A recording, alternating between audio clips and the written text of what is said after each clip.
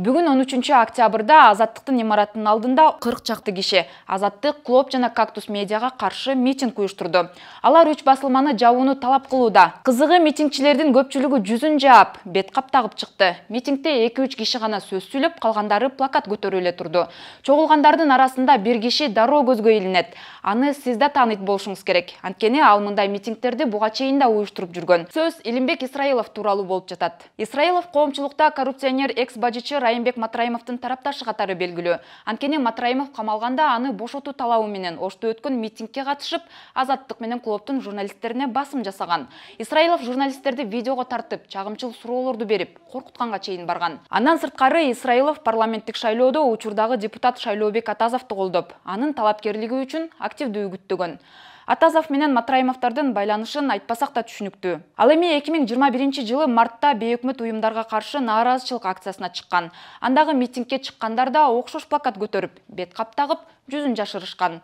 Адатта тынчтык акцияларына чыккан адамдар өз талаптарын жазып, ар кандай транспаранттарды көтөрүп чыгат. Ал эми Исраилов уюштурган митингтерде дайыма окшош талаптар жазылат.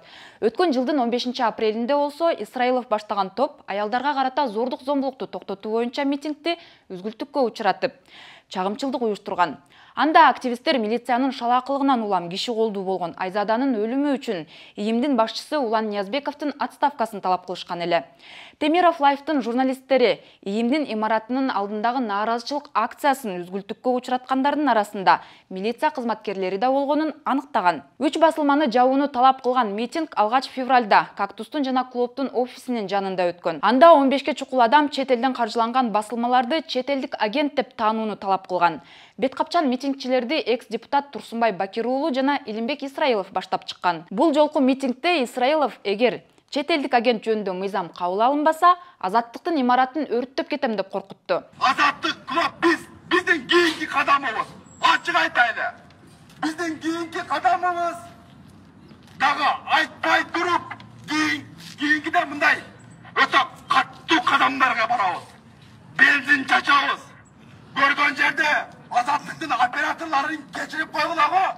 Биз силерге мына эскертип коелу. Мен Жаран Илимбек Исраилов бир митингдерде көрүп калган болсо, бир жерге сындыра эле коем айтайын. Ага улай чет элдик агент мыйзам долбоорунун автору депутат Надира Нарматовага ыраазычылык билдире кетти.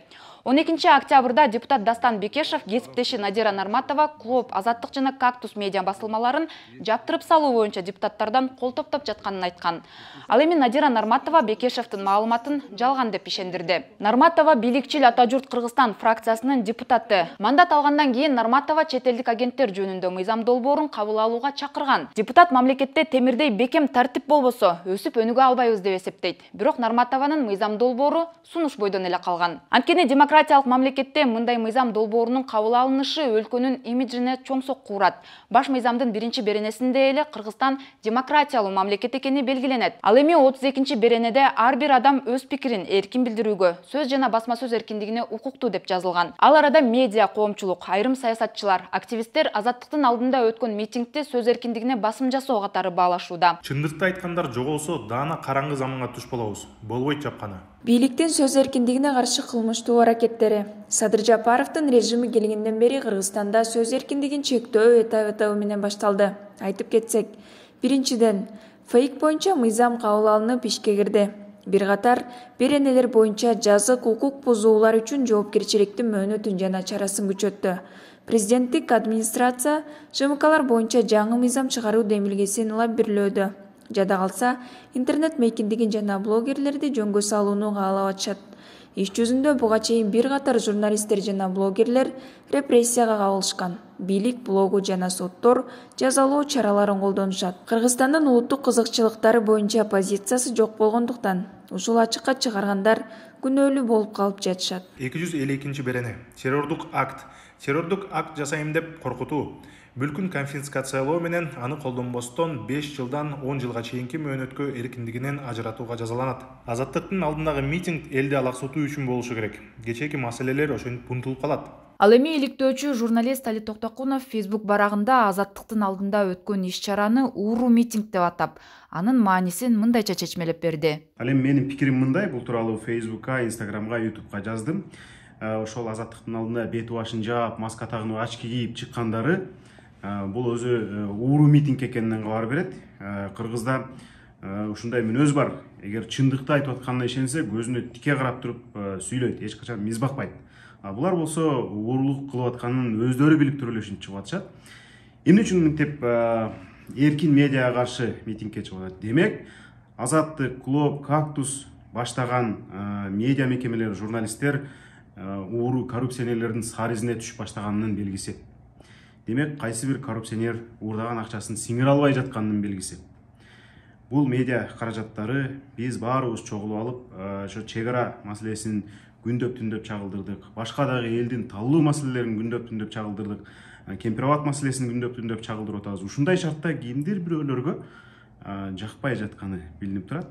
Бут тосуу, алаксытуу, элди дагы алаксытуу үчүн ушундай трюктарды ойлоп табышат. Бул жаңылык эмес.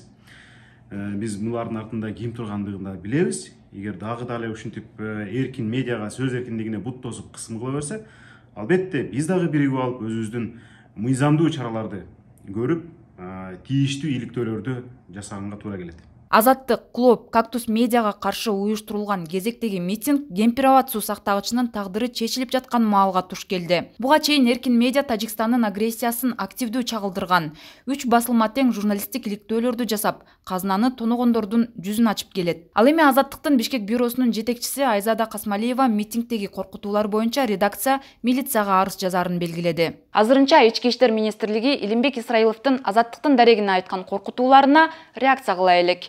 Сиздер менен мен Асель Шамилова болдум. Көрүшкөнчө.